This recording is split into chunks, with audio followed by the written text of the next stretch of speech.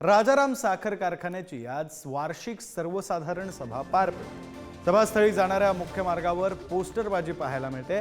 सत्ताधारी आणि विरोधकांची एकमेकांविरोधात पोस्टरबाजीही पाहायला मिळते।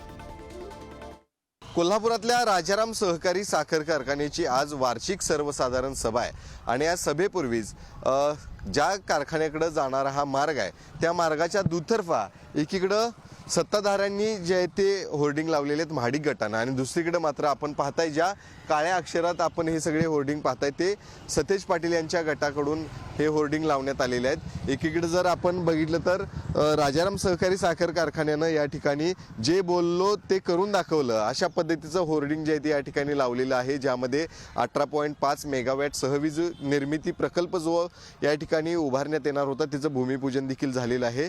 ते आम्ही करून दाखवलं अशा पद्धतीचं होर्डिंग जे ते लावले। बोर्डवर नजर टाकली तर वारसा हक्कानं सभासद कधी करून घेणार असा प्रश्न जो आहे तो विरोधकांनी विचारलाय। तर पुढे आपण एक अजूनही प्रश्न पाहू शकताय, 4000 मयत सभासदांच्या हक्काची साखर कधी देणार असाही या ठिकाणी सवाल जो आहे तो विरोधकांनी उपस्थित केला। अशा अनेक प्रश्न जे आहेत ते कारखाना स्थळापर्यंत जाईपर्यंत उपस्थित करणारे होर्डिंग या संपूर्ण मार्गावरती पाहायला मिळतात। त्यामुळे यावर्षी सुद्धा दरवर्षीप्रमाणेच अनेक मुद्द्यांवरती राजाराम सहकारी साखर कारखान्याची सभा जी आहे ती गाजते आणि यावर्षी सुद्धा या सगळ्या मुद्द्यांवरून ही सभा गाजणार का? विरोधकांना आतमध्ये जाण्यासाठी परवानगी मिळणार का?